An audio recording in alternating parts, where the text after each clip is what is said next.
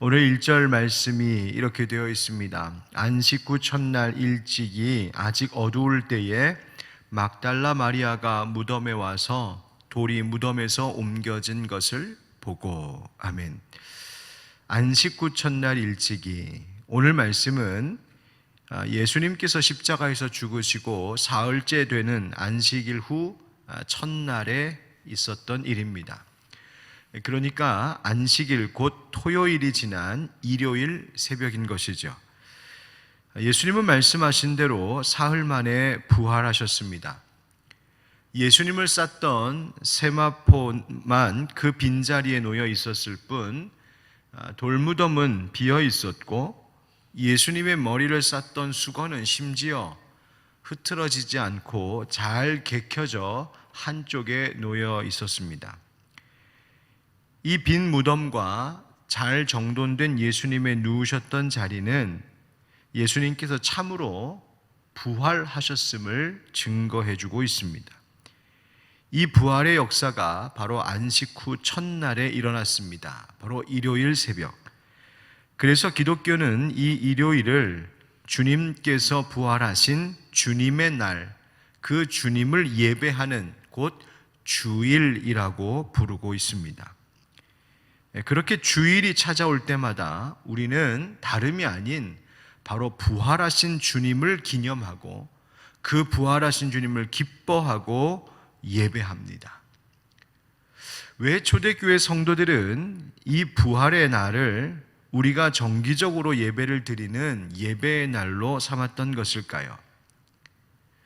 예수님의 부활로 인해 사망 권세가 힘을 잃었고 예수님과 예수님을 믿는 이들에게 승리가 주어졌기 때문입니다. 인간이 가장 두려워하고 그 앞에서 무력해질 수밖에 없었던 그 원인, 바로 죽음. 이 죽음을 예수님께서 이기셨기에 예수님께서 죽음을 이기시고 부활하신 이 사건이야말로 우리가 가장 크게 기뻐하고 기념해야 할 일이 된 것입니다. 오늘 본문을 읽어보면 막달라 마리아도 또 예수님의 제자 시몬 베드로와 또 이글을 쓰고 있는 요한도 부활에 대하여서 잘 몰랐었고 또 그 부활에 대하여 그리 기대하지도 않고 있었다는 점을 발견하게 됩니다. 2절 말씀에 시몬 베드로와 예수께서 사랑하시던 그 다른 제자에게 달려가서 말하되 사람들이 주님을 무덤에서 가져다가 어디 두었는지 우리가 알지 못하겠다 하니. 모르겠다. 8절 9절로 한번 다시 한번 읽어보실까요? 8절 9절 시작. 그때야 무덤에 먼저 갔던 그 다른 제자도 들어가 보고 믿더라. 그들은 성경에 그가 죽은 자 가운데에서 다시 살아나야 하리라 하신 말씀을 아직 알지 못하더라. 아멘. 무덤이 비었다라고 하는 이야기를 듣고 제자도 들어가 보고 믿더라. 여기서 믿더라라고 하는 것은 예수님께서 부활하셨음을 믿었다는 부활신앙을 말한다기보다는 이 마리아와 그 빈 무덤에 대하여서 말한 것에 대하여 정말 무덤이 비었네? 라고 하는 것을 확인했다는 점이라고 볼 수 있습니다.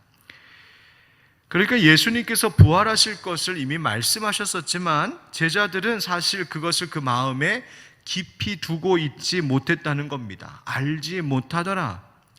제자들이 예수님께서 부활하셨다는 사실, 이 말씀에 대하여서 아직 알지 못하더라. 심지어 두 제자는 그냥 이 일후로 다시 자기 집으로 돌아갔다고 되어 있습니다. 여러분, 이런 정황은 예수님의 부활이 오히려 얼마나 사실의 역사인지를 우리에게 확인시켜주고 있습니다. 예수님의 부활을 믿지 않는 어떤 사람들은요, 예수님을 따르고 예수님을 너무너무 사랑하는 사람들, 제자들이 예수님의 부활을 너무너무 기대하고 바라고 있어서 저들이 잘못 본 것이다, 또 꾸며낸 이야기다 라고 주장하기도 합니다. 그런데 오늘 성경이 증언하는 걸 한번 보십시오. 제자들은 예수님의 부활을 그렇게 기대하고 바라기는커녕 그 예수님의 부활을 잘 알지도 못했고 기대조차 하지 않고 있었다는 말입니다. 예수님의 부활에 대하여 듣기는 들었었는데 그것을 마음에 그다지 크게 두지 않고 있었고 그 부활에 대하여 무지했던 제자들이었습니다. 부활에 대한 믿음도 기대감도 없던 제자들, 여러분 그들의 모습, 그들의 상황이 어땠을까요? 당황스러워했습니다. 빈 무덤 보고 당황스러워했고 실망하고 절망하고 두려워하며 그냥 돌아갔습니다.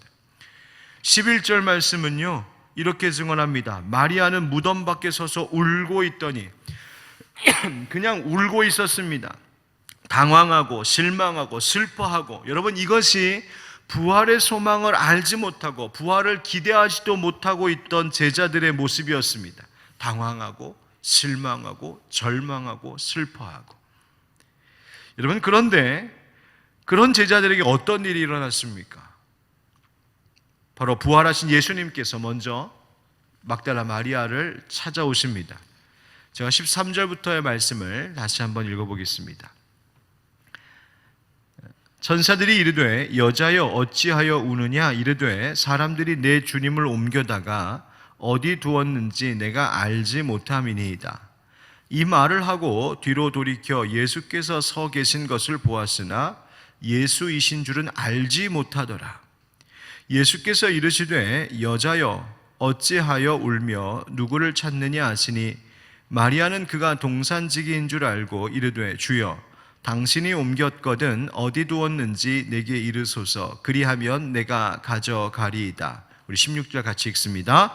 예수께서 마리아야 하시거늘 마리아가 돌이켜 히브리 말로 라보니 하니 이는 선생님이라는 말이라. 아멘. 여러분 이 여인에 대하여서 마리아에 대해 성경은 계속 뭐라고 말하냐면 알지 못한다, 알지 못한다, 알지 못한다. 여전히 무지함 가운데 있고 어둠 가운데 있습니다. 그러니 슬퍼하고 있었고 어떤 일이 벌어졌는지 전혀 알지 못하는 그 어둠 속에 있으면서 또 예수님을 보면서도 알아채지도 못하는 그 가려짐 속에 있었던 것이 마리아입니다. 그런데 이 여인이 어떻게 부활하신 예수님을 알아보았고 어떻게 예수님 부활의 첫 증인이 되었을까요?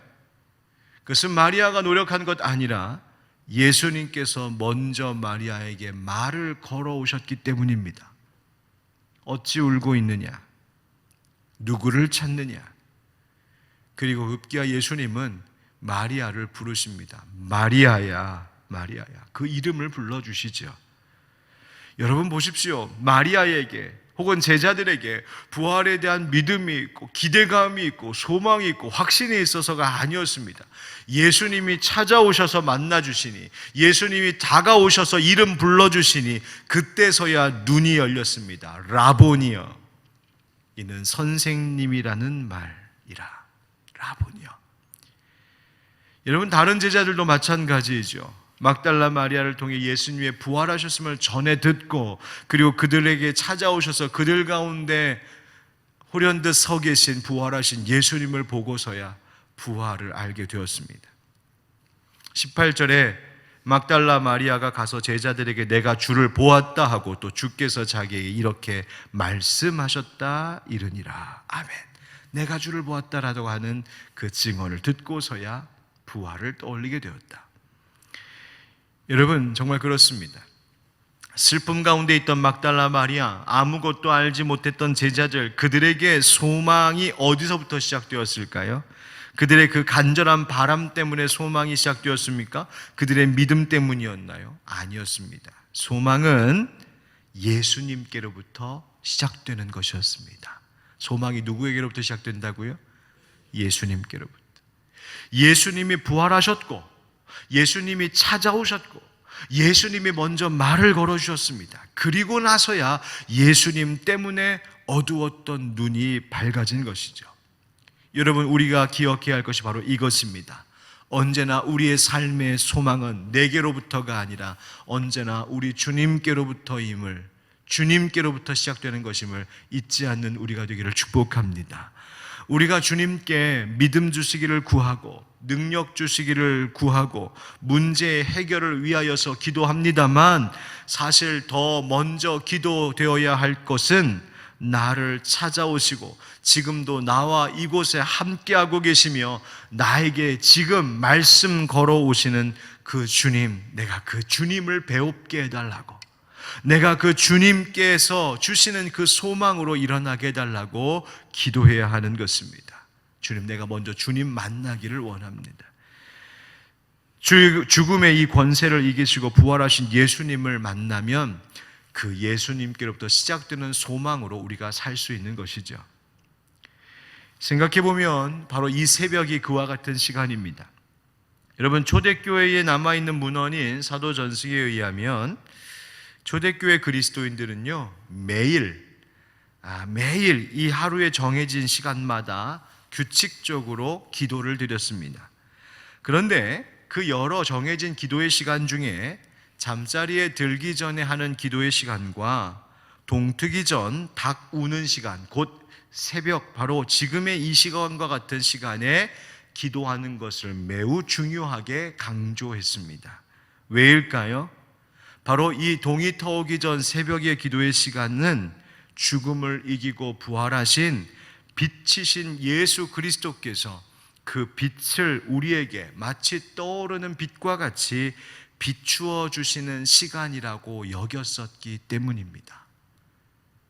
여러분, 핍박과 시련 가운데 살고 있었던 초대교회 성도들은 하루를 마감하는 그 밤 시간에, 그리고 이제 하루가 시작되는 동이 막 터오는 그 아직 어두운 미명에 빛으로 우리에게 다가오신 예수님, 부활의 예수님, 그 부활의 능력, 부활의 소망을 주목하지 않고는 또 주어진 그 하루를 도무지 견딜 수 없었을 것입니다.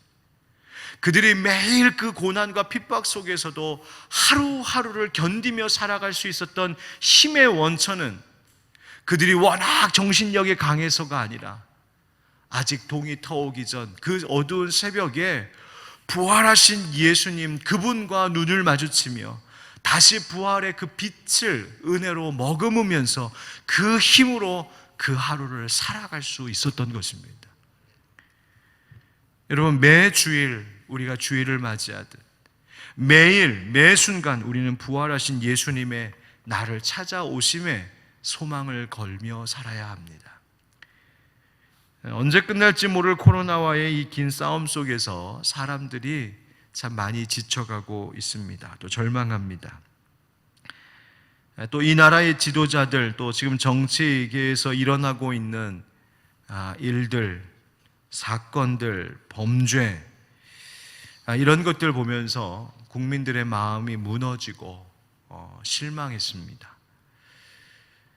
길을 걷는 사람들 가만히 보면은요, 왠지 다 보이지 않는 눈물 흘리면서 길을 걷고 있는 것 같다는 생각도 듭니다. 또 그런 사람들의 걸음걸음 속에 저도 함께 있고 합니다. 소망 없어 보이는 이 세상에 이 이른 아침 유일한 소망 되신 우린 예수님 보며 이 하루를 시작해야 됩니다. 오늘의 아침, 이 아침이 알지 못해서 실망하고 당황하고 있었던 막달라 마리아와 제자들처럼 그렇게 힘겨운 우리들의 모습일지 모르지만, 이제 이 말씀을 받고 기도함으로 다시 이 하루를 시작하는 우리들은 부활의 소식을 들었고 부활의 예수님을 만나는 이 소망을 얻었으니 다시 힘을 낼 수 있는 줄 믿습니다.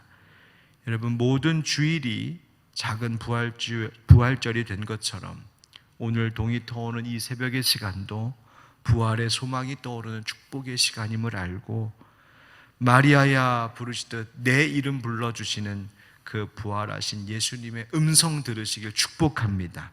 그리고 그분과 눈을 마주치십시오. 기도하는 동안에 그분을 주목하십시오. 우리 인생의 모든 절망의 이유보다 훨씬 크고 위대하신 예수님의 소망이 우리 안에 있는 줄 믿습니다. 함께 기도하겠습니다.